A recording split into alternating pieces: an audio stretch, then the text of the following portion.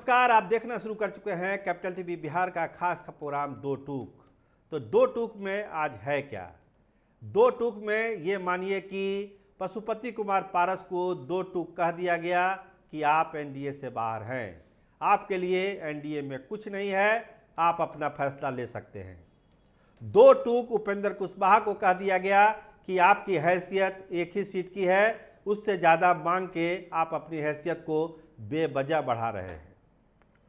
तो मांझी जी की जो हैसियत थी उस हिसाब से उनको दी गई है, लेकिन पशुपति कुमार पारस और उपेंद्र कुशवाहा को दो टूक एनडीए ने बतला दिया कि उनकी हैसियत, राजनीतिक हैसियत क्या है।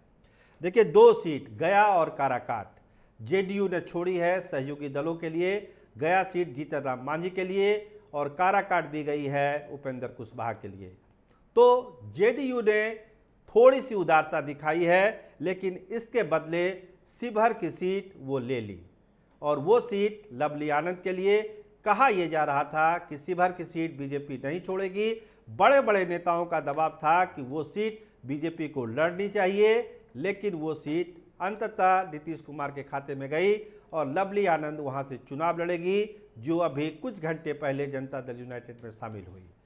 तो जेडीयू के तरफ से जो ऑपरेशन था वो करीब करीब पूरा हुआ और जो भाजपा चाहती थी नवादा की सीट वो उसको मिल गई, क्योंकि अमित शाह ने जो एक बात कही थी नवादा को लेकर कि कमल खिलाएंगे, वो कमल वहां खिलेगा या ना खिलेगा, लेकिन उसकी कोशिश बीजेपी करने वाली है, वहां से वो लड़ेगी।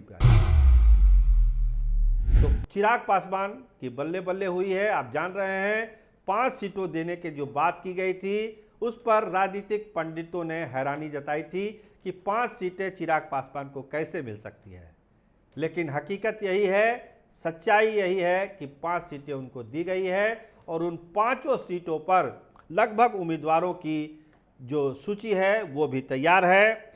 खुद पशुपति कुमार पारस के लिए उन्होंने कहा कि चाचा की जिम्मेदारी थी, लेकिन वो जिम्मेदारी नहीं निभा पाए। हाजीपुर की सीट लड़ेंगे चिराग पासवान, उन्होंने खुद ऐलान कर दिया। इसके अलावा समस्तीपुर सीट वो संजय पासवान के लिए उनके लिए रखी गई है। वैशाली से बीना देवी का नाम उन्होंने फाइनल किया है।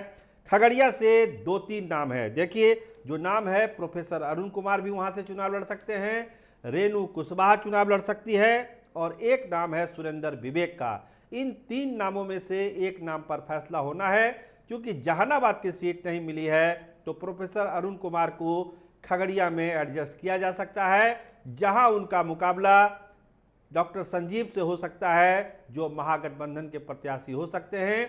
दोनों भूमिहार बिरादरी से हैं और वहां पर भूमिहार वर्सेस भूमिहार की जंग खगड़िया में देखने को मिल सकती है।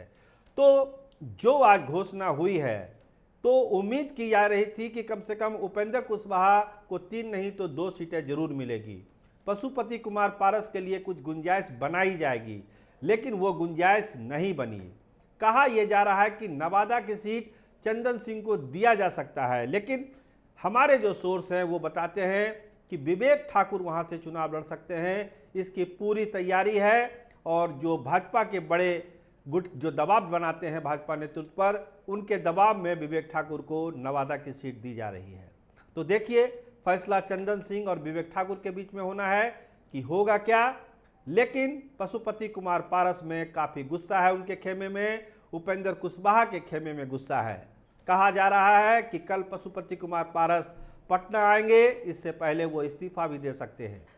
तो क्या करेंगे, क्योंकि तेजस्वी यादव से उनकी मुलाकात पटना में होगी या दिल्ली में होगी, इसको भी तय किया जा रहा है।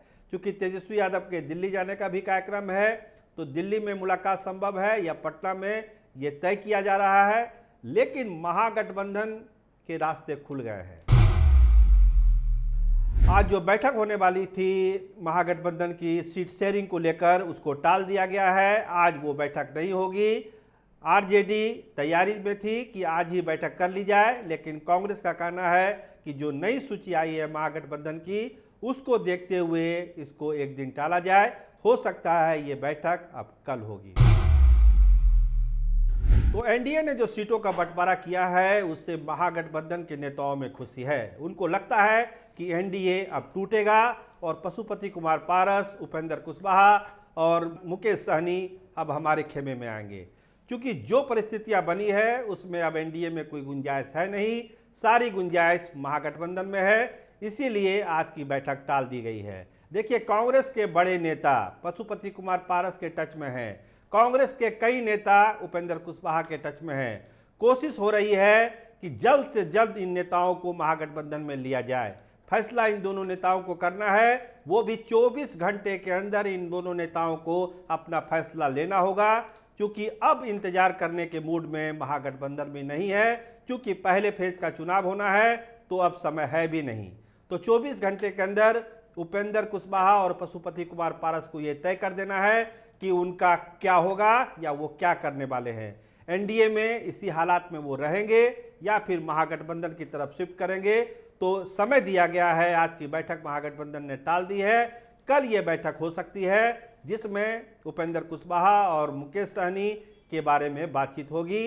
इसके अलावा ये भी होगा कि क्या पशुपति कुमार पारस की जो मांग है 3-4 सीटों की, वो उनको दी जाए या फिर कोई दूसरा रास्ता उनके लिए देखा जाए, क्योंकि जो बार्गेनिंग ताकत पशुपति कुमार पारस की है उसको चिराग ने तोड़ दिया। अब जो बची खुची है उसको भी भाजपा तोड़ने चाहती है। अगर चंदन सिंह को नवादा से बीजेपी लड़ाती है तो उसके बाद पशुपति कुमार पारस के पास कुछ नहीं बचेगा सिवाय उनको अपनी सीट की, क्योंकि प्रिंस पर भी डोरे डाले जा चुके हैं और प्रिंस तो किसी का होता नहीं, आप जानते ही हैं। तो प्रिंस के मिजाज से पशुपति कुमार पारस भी वाकिफ हैं कि प्रिंस कहाँ जाएंगे, क्या करेंगे, इन पर भरोसा कैसे किया जा सकता है कि जो भरोसा करेंगे उनको धोखा ही होगा, उनको निराशा ही हाथ लगेगी। ये बात समझने की है। तो प्रिंस को लेकर अब पशुपति कुमार पारस भी बहुत कॉन्फिडेंट नहीं है। वो बीजेपी में जाके फिर बिहार में मंत्री भी बन सकते हैं, जिसका एक इशारा सम्राट चौधरी ने किया था। तो प्रिंस भी चले जाएंगे, चंदन सिंह भी चल जाएंगे, तो पशुपति कुमार पारस के पास बचेगा क्या? तो कोशिश है मिला के रखने की, लेकिन लगता नहीं कि ये सफल हो पाएगा। तो देखिए, इंतजार करिए। पशुपति कुमार पारस के पटना आने का भी कार्यक्रम है, तो सारी नजरें अब गड़ गई है पशुपति कुमार पारस और उपेंद्र कुशवाहा पर कि इनका अगला कदम क्या होगा। उनको दो टूक फैसला लेना पड़ेगा, या इधर या उधर, आर या पार। अब बीच वाला कोई रास्ता नहीं है, क्योंकि समय है भी नहीं। चुनाव की रणभेरी बच चुकी है, चुनाव का ऐलान हो चुका है। तो अब बचा क्या? अब तो फैसला लेना ही पड़ेगा। इसको मजबूरी कहिए, लाचारी कहिए या फिर ज़रूरत कहिए। आप देखते रहिए कैपिटल टीवी बिहार। आपका बहुत बहुत धन्यवाद, आपका बहुत बहुत शुक्रिया।